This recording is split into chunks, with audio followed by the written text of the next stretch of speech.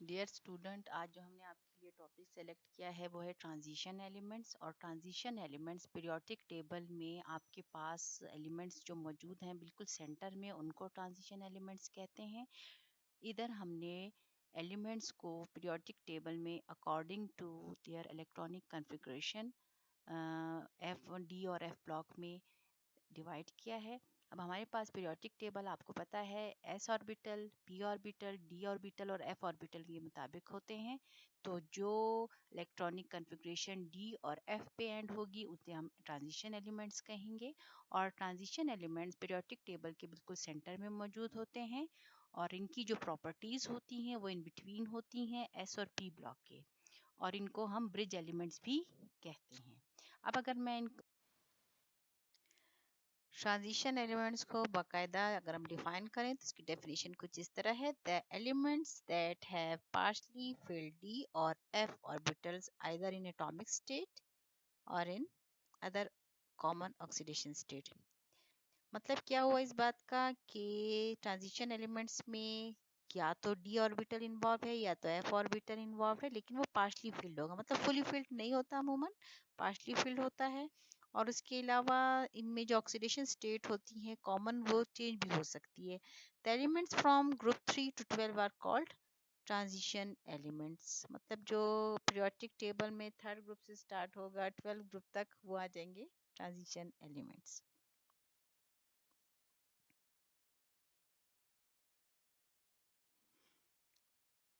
और common state जिनकी अमूमन होती है ना, वो अमूमन एटॉमिक स्टेट में भी होते हैं, लेकिन atomic state means pure state में हो सकते हैं।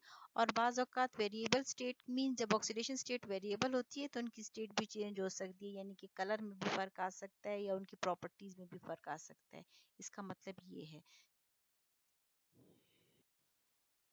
अब आ जाते हैं कुछ फिजिकल प्रॉपर्टीज़ ऑफ मेटल्स की। मेटल की जो फिजिकल प्रॉपर्टीज हैं वो कौन कौन सी हैं?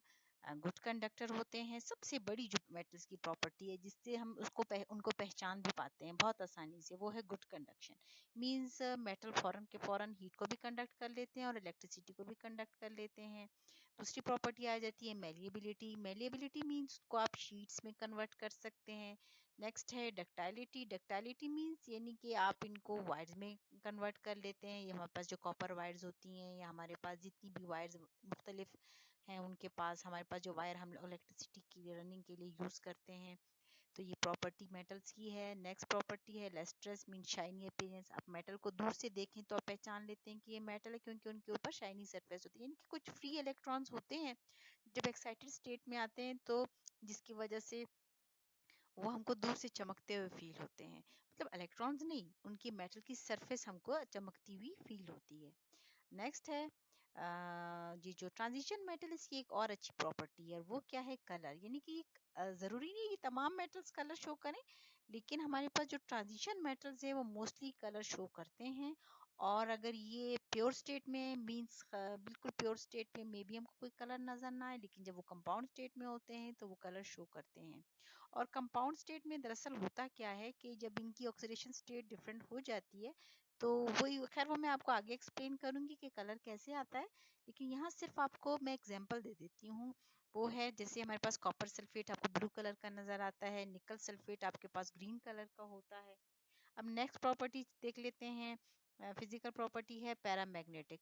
अब पैरामैग्नेटिक इन नेचर, अमूमन जो ट्रांजिशन एलिमेंट्स होते हैं वो भी पैरामैग्नेटिक होते हैं। मैं इधर पैरामैग्नेट को एक्सप्लेन नहीं करूंगी, सिंपल आपको बता देती हूँ कि behaviour of metals toward magnet, this this thing is divided into two properties, paramagnetic in diamagnetic, वो भी हम आगे एक्सप्लेन करेंगे। फिलहाल आप इसको यहाँ इस तरह समझ लें कि मेटल्स की प्रॉपर्टी इन मैग्नेटिक फील्ड क्या हो सकती है। अच्छा, एक और प्रॉपर्टी है ट्रांजिशन एलिमेंट्स की, they can form stable complex compounds. अब ये होता है कि ट्रांजिशन एलिमेंट से आजकल चूंकि दिन ब दिन टेक्नोलॉजी भी बहुत ज़्यादा दिन ब दिन हमारे पास तरक्की कर रही है और इसके अलावा हमें नए नए कंपाउंड्स चाहिए केमिस्ट्री में, तो ट्रांजिशन एलिमेंट्स की ये प्रॉपर्टी है कि ये नए नए कंपाउंड्स मीन जैसे मेडिसिनल, हमारे पास मेडिसिन की इंडस्ट्री है और हमारे पास ऐसी इंडस्ट्री है जिसमें हमको नए नए कंपाउंड्स चाहिए, तो ट्रांजिशन एलिमेंट्स अब के अंदर ये एबिलिटी है कि वो मजीद नए कंपाउंड बना सकते हैं। कोई भी साइंटिस्ट अपनी मर्जी से अपनी रिक्वायरमेंट के मुताबिक कंपाउंड बना लेता है। और वो फिर एक बात, ये प्रॉपर्टी क्यों आती है इसके अंदर? Because of the presence of D and partially filled T and F orbitals. अच्छा जी, एक और प्रॉपर्टी हमारे पास है alloys. What are alloys? Alloys are mixture of metals. अब मेटल्स की प्रॉपर्टीज हम पढ़ चुके, मतलब फिजिकल प्रॉपर्टीज हम पढ़ चुके, लेकिन होता क्या है, बाज औकात मेटल्स बहुत ज्यादा रिएक्टिव होने की वजह से कोरोजन शो कर सकते हैं। उनकी प्रॉपर्टीज थोड़ी सी जो हमारे पास होती हैं वो थोड़ी कम हो जाती हैं। जो प्रॉपर्टीज हम उनकी लेना चाहते हैं वो हमारे सामने नहीं आ पाती। तो फिर इस चीज को, इस मसले का हल क्या है? Alloys formation. मींस कि अगर कोई मेटल अपनी एक प्रॉपर्टी शो कर सकता है और उसकी प्रॉपर्टी जो है वो कम हो रही है, तो हम क्या करते हैं, किसी दूसरे मेटल को उसके साथ मिक्स करके हम उस प्रॉपर्टी को एनहांस कर लेते हैं। अब होता क्या है कि अगर वो पहले बहुत रिएक्टिव था, दूसरे मेटल के उसके अंदर मिक्स होने की वजह से अब उसकी रिएक्टिविटी थोड़ी कम हो जाएगी और आप उसकी जो प्रॉपर्टीज हैं, चाहे डक्टाइलिटी प्रॉपर्टी है, चाहे कंडक्शन की प्रॉपर्टी है, चाहे उसकी मेलिएबल प्रॉपर्टी है, चाहे कोई और प्रॉपर्टी है, वो हम एनहांस कर लेते हैं। तो what are alloys? Alloys are mixture. They are not compounds. We cannot say that they are compound, but they are just mixture of metals to improve strength. Example कुछ हमारे पास, सबसे बेस्ट एग्जाम्पल जिसको हम अमूमन देखते रहते हैं हमारे सामने है, वो है स्टेनलेस स्टील।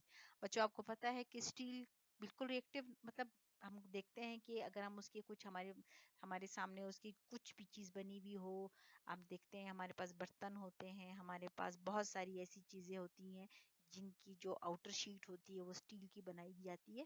इससे ये होता है कि वो बहुत लॉन्ग लास्टिंग हो जाता है। अब स्टील की प्रॉपर्टी और अगर आयरन की प्रॉपर्टी आप चेक करें, आप खुद देखा, आयरन जो है कुछ अरसे में करोजन शो कर देता है, लेकिन वही आयरन का जो एलॉय है वो, उसमें कुछ परसेंटेज क्रोमियम की मिक्स होती है, कुछ परसेंटेज निकल की मिक्स होती है। वही आयरन जब स्टेनलेस स्टील की फॉर्म में आपके पास, स्टेनलेस स्टील की फॉर्म में आपके सामने आता है, तो वही आयरन जो है वो करोजन शो नहीं करता और लॉन्ग लास्टिंग होता है। इसी तरह ब्रास और ब्रॉन्ज को ले लेते हैं। ब्रास जो है वो दरअसल एलॉय है कॉपर एंड जिंक का, ब्रॉन्ज एलॉय है कॉपर एंड टिन का। तो इसी तरह आप एक और आपकी इंटरेस्ट इंटरेस्ट के लिए एक मैं आपको प्रॉपर्टी बता दूं, जैसे ज्वेलरी है।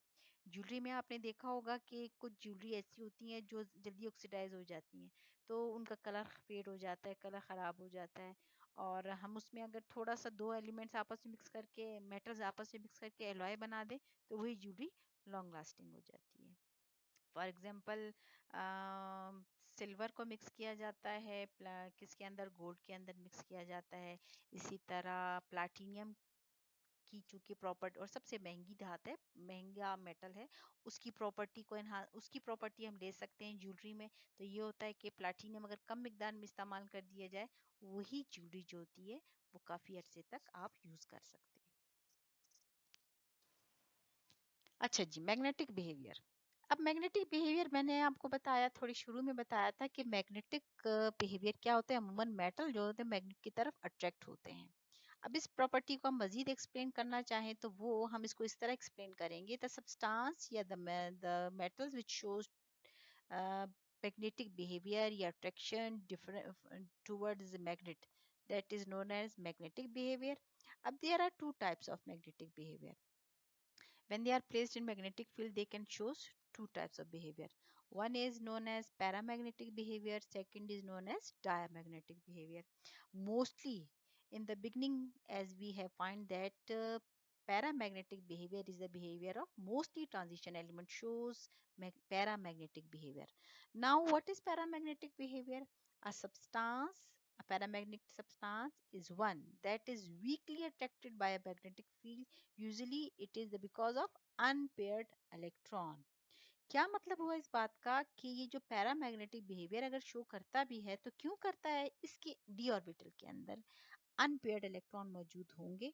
तो वो अनपेयर्ड इलेक्ट्रॉन क्या करते हैं? मैग्नेटिक बिहेवियर, एक टाइनी मैग्नेट की तरह बिहेव करता है वो इलेक्ट्रॉन, और वो बिहेवियर शो कर देता है। अगर इसी तरह के अगर हम डायमैग्नेटिक सब्सटेंस ले तो ये होगा कि इसकी पहचान कैसी होगी कि अब diamagnetic substance is not attracted by magnetic field, और ये होता क्या है because the presence of paired electron. तो हमने चूंकि इसको ज्यादातर डायमैग्नेटिक बिहेवियर में देखा, वो किसको, ट्रांजिशन एलिमेंट्स को, रीजन मैंने आपको बता दी, अनपेयर्ड इलेक्ट्रॉन जो कि डी ऑर्बिटल में प्रेजेंस होते हैं।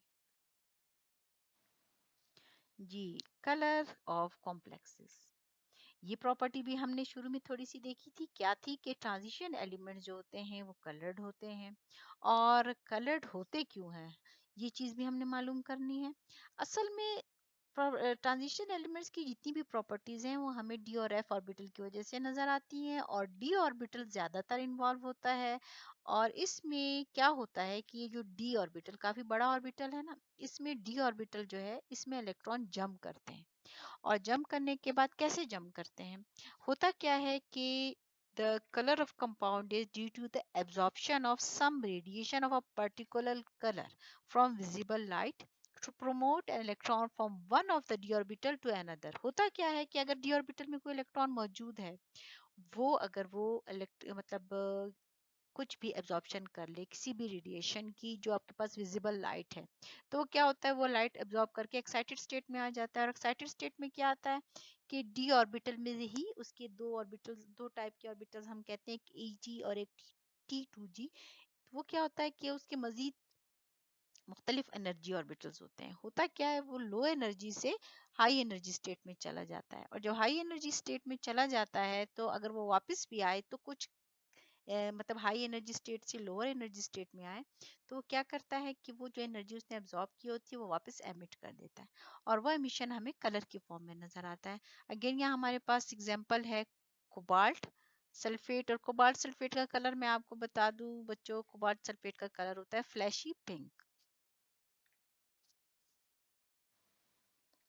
अब कैटालिटिक एक्टिविटी, अब कैटलिस्ट क्या होता है, पहले तो हम थोड़ा सा ये देख लेते हैं कि कैटलिस्ट होता क्या है। कैटलिस्ट अमूमन उस चीज को कहते हैं कि जो केमिकल रिएक्शन में हिस्सा नहीं लेता, do not take part in the chemical reaction, but just speed up the chemical reaction, यानी कि केमिकल रिएक्शन को स्पीड अप कर सकता है।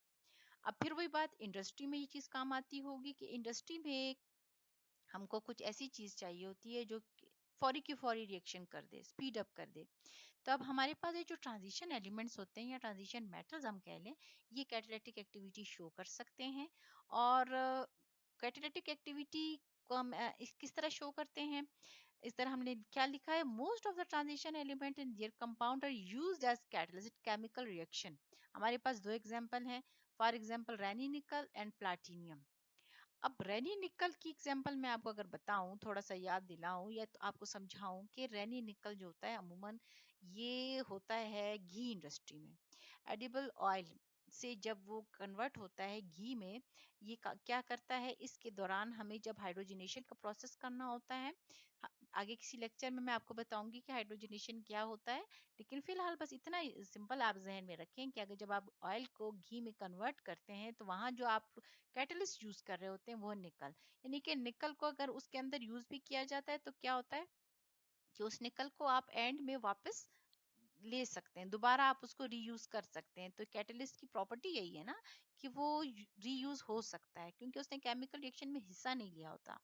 इसी तरह अब ये कैटालिटिक एक्टिविटी होती क्यों है, क्यों आखिर ये यूज मतलब अपनी शो करता है, this activity is due to the variable oxidation states. अब हमारे पास जो ट्रांजिशन एलिमेंट्स है ना, ये वेरिएबल ऑक्सीडेशन स्टेट शो करते हैं, ये चीज हम आगे देखेंगे कि क्यों शो करते हैं, की कैटालिटिक प्रॉपर्टी थी। अच्छा जी, variable oxidation state, most of the transition element shows more than one oxidation state. This is due to the involvement of d electron in oxidations to s electrons in bond formation। अब इसकी example हम देख लेते हैं, iron ले लेते हैं, copper ले लेते हैं। आयरन की ऑक्सीडेशन स्टेट दो तरह की शो होती है, +2 टू +3। कॉपर की शो होती है +1 टू +2। मैं आपको थोड़ा सा आइडिया दे दूं कि ऑक्सीडेशन स्टेट क्या होती है। मतलब क्या है इस बात का, ऑक्सीडेशन ऑक्सीडेशन स्टेट दरअसल एक charge on an element, on metal, metal अमूमन जो होते हैं ना वो इलेक्ट्रो पॉजिटिव इन नेचर होते हैं। इलेक्ट्रो पॉजिटिव मींस कि they can donate electron during bond formation. अब ये वेरिएबल ऑक्सीडेशन स्टेट का मतलब क्या है, वेरिएबल ऑक्सीडेशन स्टेट क्यों होती है? चलिए मिसाल के तौर पे हम कह सकते हैं कि भाई अगर आयरन ने किसी भी बॉन्ड फॉर्मेशन में इलेक्ट्रॉन्स देने हैं, या तो वो 2 इलेक्ट्रॉन्स इन्वॉल्व करेगा या वो 3 इलेक्ट्रॉन इन्वॉल्व करेगा। अब इसका मतलब, और अच्छा इलेक्ट्रॉन इन्वॉल्व करने का मतलब क्या है? इन्वॉल्व करने का मतलब क्या है कि जो अनपेयर्ड इलेक्ट्रॉन होते हैं वो बॉन्ड फॉर्मेशन में हिस्सा लेते हैं। अब अगर पॉजिटिव 2 है, इस मीन किसने 2 इलेक्ट्रॉन इन्वॉल्व किए, और पॉजिटिव 3 उसने 3 इलेक्ट्रॉन। अब कहने की बात ये है कि ये पॉजिटिव 2 और पॉजिटिव 3 का फर्क क्या है, ये वेरिएबल ऑक्सीडेशन स्टेट। ये असल में होता क्या है कि बाज औकात एक ऑलरेडी पेयर इलेक्ट्रॉन क्या होता है, वो ट्रांजिशन शो कर देता है from d electron to s electron. तो मतलब अगर एक इलेक्ट्रॉन पहले पेयर फॉर्म में था, अब वन पेयर फॉर्म में आ गया। तो इसी तरह कॉपर में अगर एक चीज पहले एक +1 एक इलेक्ट्रॉन अनपेयर था, लेकिन हो सकता है वो ट्रांजिशन शो करके प्लस, और ये ट्रांजिशन फिर वही बात, ये होता क्या है, डी और एस की एनर्जी में बहुत लिटिल बिट फर्क होता है एनर्जी में। तो बासानी डी से एस ऑर्बिटल में जब इलेक्ट्रॉन ट्रांसफर होता है तो वो अनपेयर्ड हो जाता है, और जब वो अनपेयर्ड हो जाता है तो वो फिर बॉन्ड फॉर्मेशन में हिस्सा ले लेता है। अमूमन जो आयरन की ऑक्सीडेशन स्टेट होती है ना, वो +2 इज मोर, क्या कहना चाहिए अगर हम कहें कि मोर स्टेबल देन +3। इसी तरह कॉपर में +2 इज मोर स्टेबल देन +1।